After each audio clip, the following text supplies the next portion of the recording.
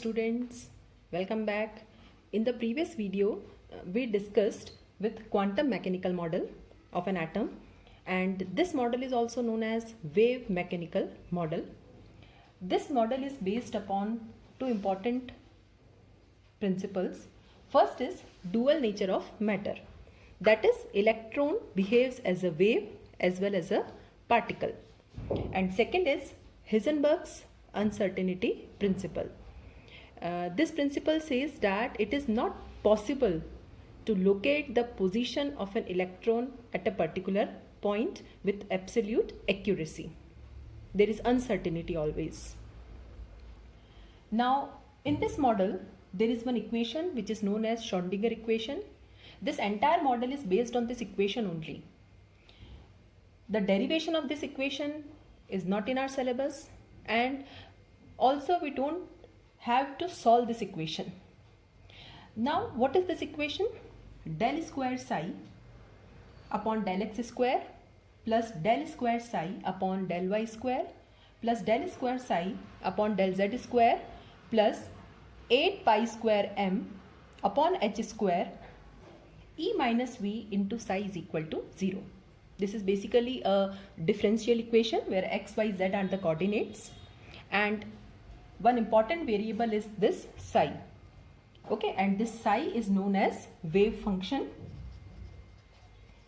and this wave function is nothing but it is the amplitude of electron wave, because now it is proved that electron revolves around the nucleus in a wave-like motion, and the amplitude of that wave is psi. Also, one important thing, that psi square, okay, if we square the value of psi, this psi square gives the knowledge about probability of finding electron at a particular point. Okay, so what we'll do at different places, because atom is three-dimensional, so at different places we'll put the value of x, y and z coordinates, and we'll calculate the value of psi. Then we'll square that psi. If the value of psi square is between 90 to 95%, then we'll say that the probability of finding electron at that particular point is maximum, and that point is known as orbital. So this model gave the concept of orbital. Electrons are not found in orbits or shells. Okay, because orbits and shells are the fixed path. And this model says that no, it is not possible to locate the position of an electron at a particular place with 100% certainty. We can only say about the probability of finding electron. And the place where the probability of finding electron is maximum, that is between 90 to 95%, that place is known as orbitals. Okay, so this model gave the new concept of orbitals. Electrons are found in orbitals. Now, the solution of this Schrödinger equation, if we solve this Schrödinger equation, it will give three variables. And these three variables are known as quantum numbers. The three quantum numbers are n, l and m. This is known as principal quantum number. This is known as azimuthal quantum number. This is known as magnetic quantum number. One more quantum number is also added, that is s, which is known as spin quantum number. Now, we have to discuss these quantum numbers in detail if we want to understand this model properly, because this entire model is based upon the knowledge of quantum numbers only. So now we'll discuss these quantum numbers in detail. What are quantum numbers? Quantum numbers are a set of 4 mathematical numbers which give complete information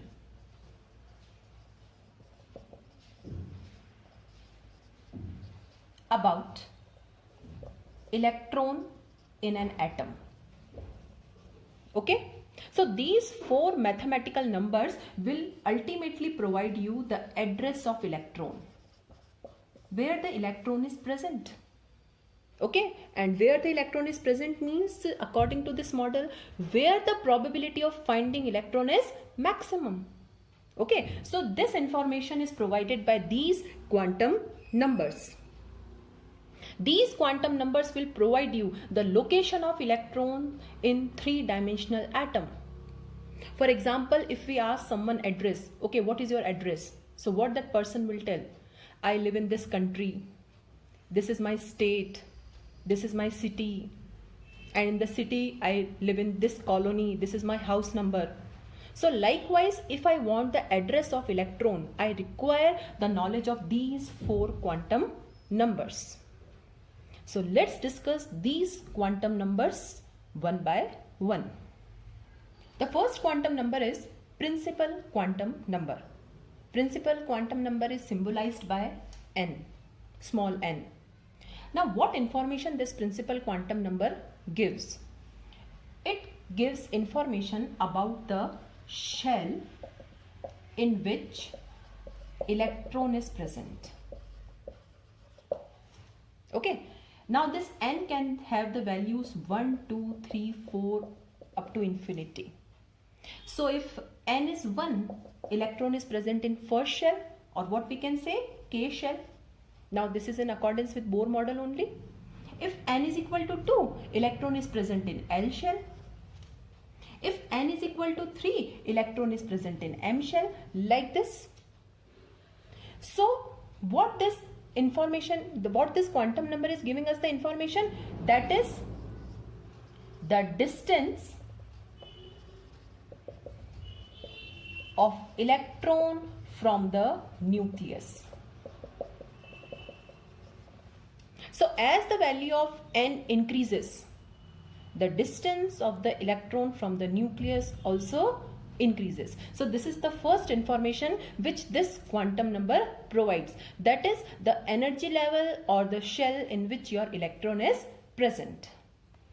The second information which this quantum number provides is the energy of electron. Okay, now remember that Bohr's formula for energy. Okay, now what was that formula? En is equal to minus 1312 upon n square kilojoules per mole. If I calculate it in kilojoules per mole. Now in this formula this n square is coming, and what is this n? This n is the shell number only. So this quantum number also provides us the information about the energy of electron according to this formula. Okay, so two things are informed by this quantum number. First, the shell number in which the electron is present, and second, the energy associated with the electron. So this is my first quantum number. The second quantum number is azimuthal or angular quantum number. Okay, what this quantum number is? Azimuthal or angular quantum number. And this quantum number is symbolized as small l. Now let's see what information this quantum number gives. First, it provides information about the angular momentum of electron. That's why it is known as angular quantum number. So what information it gives? About the angular momentum of electron. The second and the most important information which this quantum number gives is the number of subshells present in a given shell, or you can say that it provides information about the subshell in which the electron is present. So one thing should be clear, that what I am concluding from this, that atom is three-dimensional. The atom is divided into shells. Okay, close to nucleus your shells are there, 1, 2, 3, 4, like this. Your shells are further divided into subshells. For example, we reside in Udaipur. So Udaipur is your atom. Okay, now in Udaipur it is divided into several colonies. Is this clear? So colonies are your shells, and in the colonies again your houses are there. Okay, so it is like this, the atom is divided into shells and the shells are further divided into subshells. Okay, so there are several subshells present in a given shell. So this subshell information is provided by angular quantum number. Now, what is the value of angular quantum number?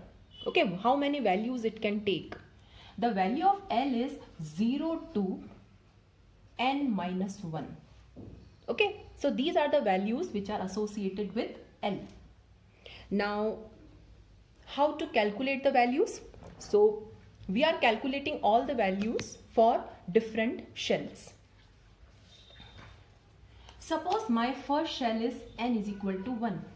This is my first shell and this is known as K shell. Now it is close to nucleus. If n is equal to 1, now what is the formula for L? It is 0 to n minus 1. Okay, so if n is equal to 1, so what will be the value of L? 0 to 0 minus 1, so it is 0 only. It means in the first shell there is only one subshell. Is this clear? In the first shell there is only one subshell. It means you can assume that in a city there is only one colony. If I consider this as city, this is my first city, and since only one value is coming, in this city there is only one colony. Okay, so city we are considering as shell and colonies we are considering as subshells. Now let's calculate for second shell. This is my another city, second city. So it is L shell now. Now what will be the values of L? 0 to 2 minus 1. Put here 2. So 0 to 2 minus 1 means it can have two values, 0 also and 1 also. Now two values are coming. So how many subshells will be there? 2 subshells. It means in the first city only one colony is there, but in the second city two colonies are there because there are two subshells. Okay, now let's calculate for third shell.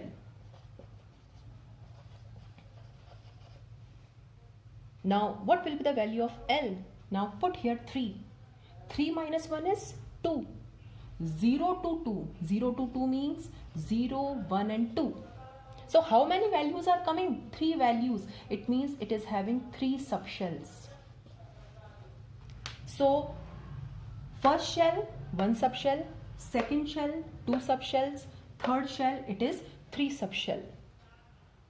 Now if n is equal to 4 means it is a fourth shell now.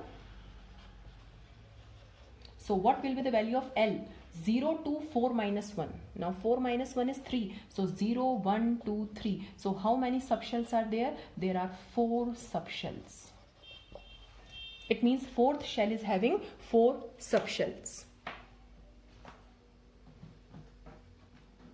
Now diagrammatically if I want to express it, so this is my nucleus now. Now this is first shell. Now first shell is having only one subshell. Now this is second shell. Second shell is having 2 subshells. This is third shell. The third shell is having 3 subshells. Okay, so if it is your K shell, now this entire is L. This is your M, okay, and we can make it for fourth also.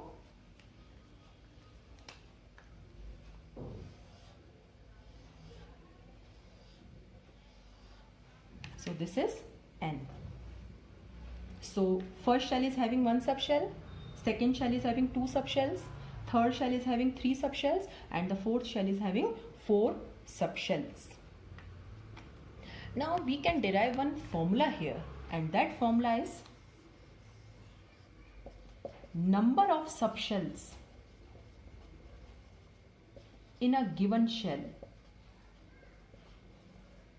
is equal to shell number itself. Okay, if I want to calculate number of subshells in fifth shell, it will be 5 only. Sixth shell, 6 only, like this. Okay, so atom is divided into shells, and inside the shell, subshell is there. Means your shell is further divided into subshells, just like a city is divided into colonies. In the same way, the shell is further divided into subshells. And how many subshells are there in a particular shell? It is the shell number itself. So this angular quantum number gives us two informations. First is the angular momentum of electron. Okay, and the second is the number of subshells present in a given shell, or the subshell in which the electron is present. Now I have tabulated the entire information. So this is my first shell. Now for n is equal to 1, L is 0. Now for n equal to 2, L is 0 and 1. Two values are there. For n equal to 3, L is 0, 1 and 2. Okay. And for n equal to 4, L is 0, 1, 2, 3. Okay. Means you can also conclude that the value of n, okay, can never be equal to, the value of L can never be equal to n, because the maximum value is 1 minus the value of shell. Is this clear? Now these are numbers, and here if it is 1, I am writing K shell. So what I am doing, I am changing these numbers into symbols, because again and again 0 is coming, again and again 1 is coming, again and again 2 is coming. So what we are doing now, we are changing these numbers into symbols. So if L is 0, it is always symbolized as S. This is small s. This S means spherical. Okay, so what is the meaning of S? It is spherical. This S indicates subshell. Now here L is 0 also and 1 also. So for 0 I will write S, and for 1 I will write P. This is also small p. P here is principal. Sorry, S here is sharp. Okay, so sharp, principal, these are the names of subshells. Now here again it is 0, so S. Here it is 1, so P. Here it is 2, so it is D. And D means diffuse. Now again 0 means S, 1 means P, 2 means D, and 3 means F. F means fundamental.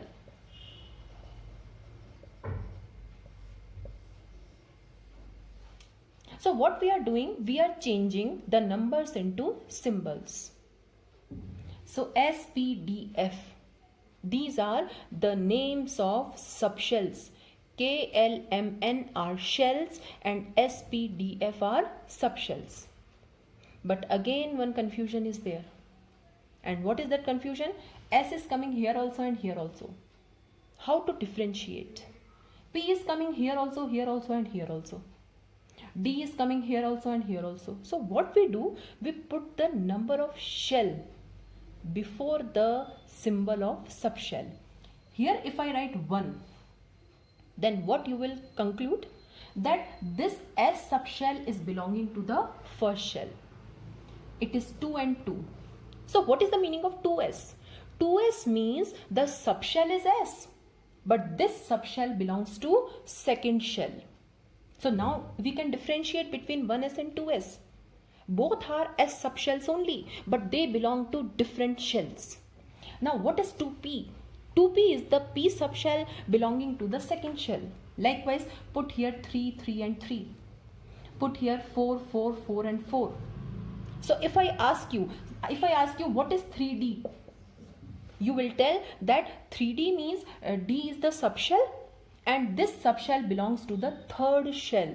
So the first number indicates shell and the second indicates subshell. Means we are getting the information about the electron. This is the address of electron. This is my city. This is my colony. The electron is present in third city and the colony is D. So this is how we can find out, or we can locate the position of electron. So this is your subshells. Likewise, if 5 subshells are there, then we'll write as S, P, D, F, G. But till now, till now whatever elements we have discovered, in those elements we have the filling up to F subshell only. Now the third quantum number is very important. This is magnetic quantum number. It is symbolized as small m.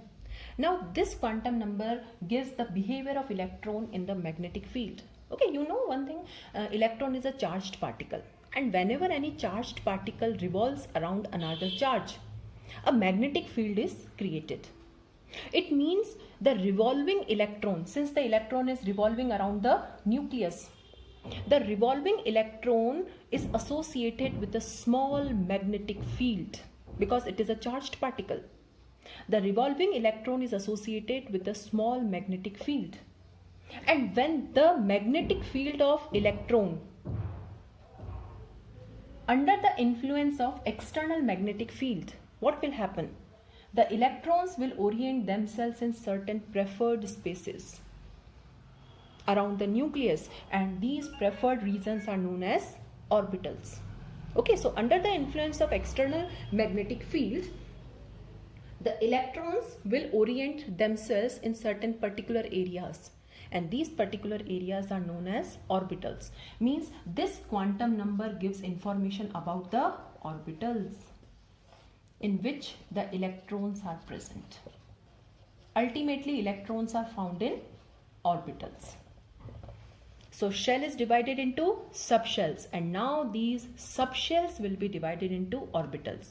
Your city is divided into colonies, and ultimately your houses, the colonies are divided into houses, and you live in your houses only.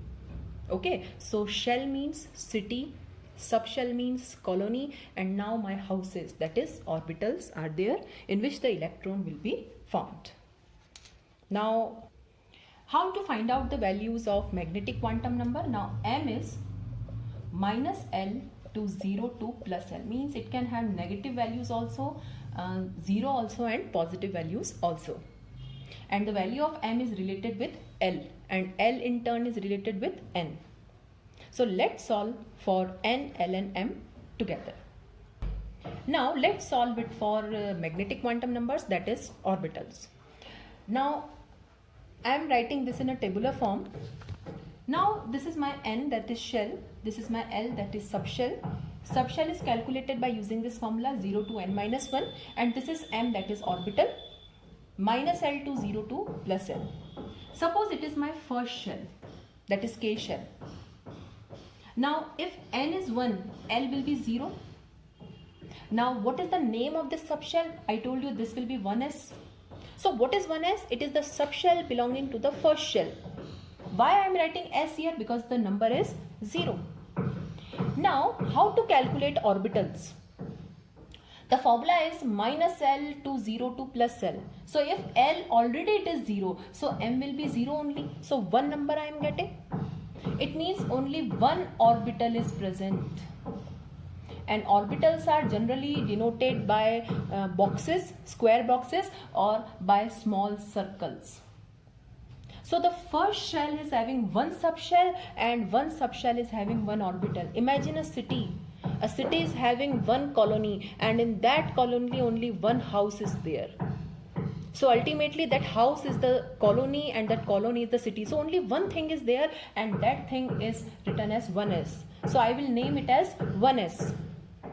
So close to nucleus, only one orbital is there, and that orbital is 1s. Okay, so 1s is the name of subshell also, and 1s is the name of orbital also. Now we'll calculate it for second, that is L shell. Now what will be the value of L? So it is 0 and 1. Now don't get confused between this L and this L. This capital L indicates shell, and this small l indicates subshell. It is a quantum number. So 0 and 1 will be the values. 0 means now it is 2s, and it will be 2p. Okay, because for 1 we use the symbol p. Now if L is 0, m will be 0, because according to the formula it is 0, minus 0 to 0 to plus 0, so 0. One value I am getting, so one orbital. and since it is also 0, it is also 0, so I will write it as 2s. Now L is 1.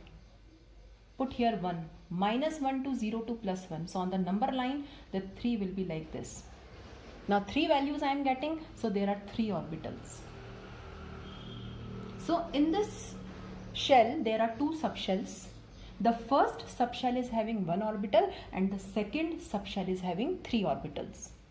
Means in this city there are 2 colonies. The first colony is having only 1 house and the second colony is having 3 houses. Now the 3 houses are together. They are present at the same place in the atom. How to differentiate? These are named as Px, Py and Pz. Px means it is oriented along the x-axis, Py means along the y-axis and Pz means along the z-axis. For Pz, the number is always 0. Okay, because I am having 3 numbers. So for Pz, conventionally, we choose the number as 0 because it lies along the z-axis. And z-axis is generally considered as internuclear axis. Okay, it passes through the nucleus. X and y are considered as perpendicular axis in chemistry. So Px and Py can have the values plus minus 1. Means it's optional. If you put this as plus 1, it will be minus 1 or plus 1.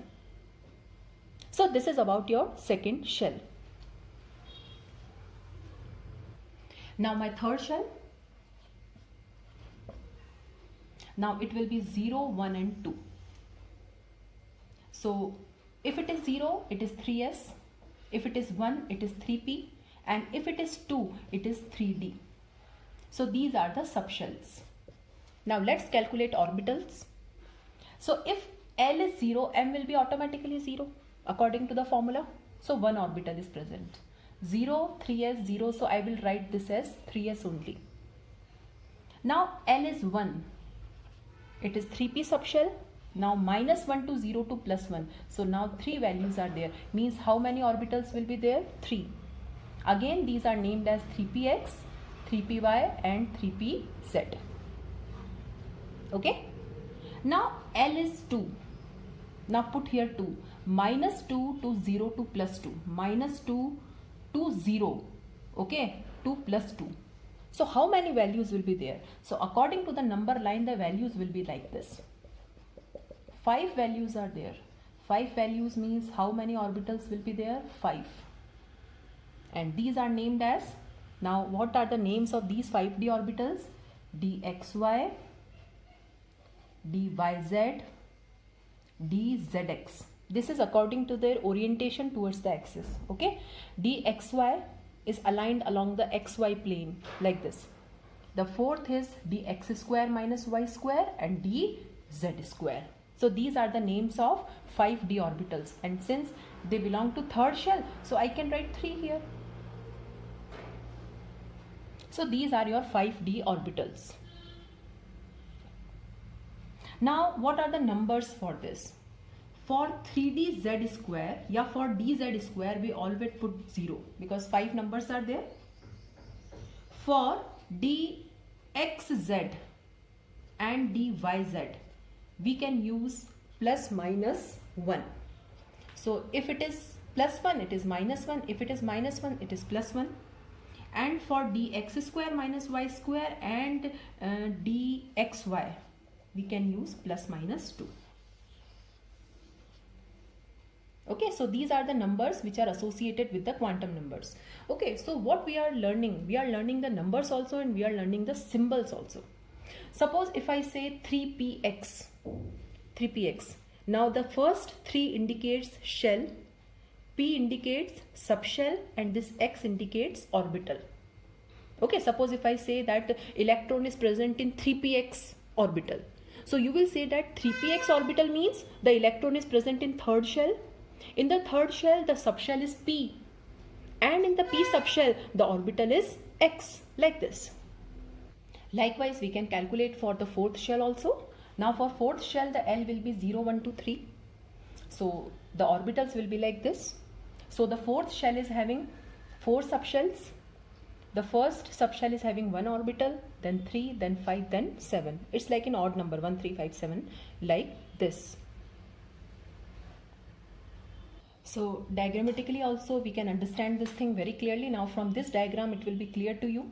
If some confusion is there, that will be cleared by this diagram. This is my nucleus. Nucleus is surrounded by shells, KLMN. Now the shell is further divided into subshells. The first shell is having 1s subshell. The second shell is having 2 subshells, 2s and 2p. The third shell is having 3 subshells, and the fourth shell is having 4 subshells.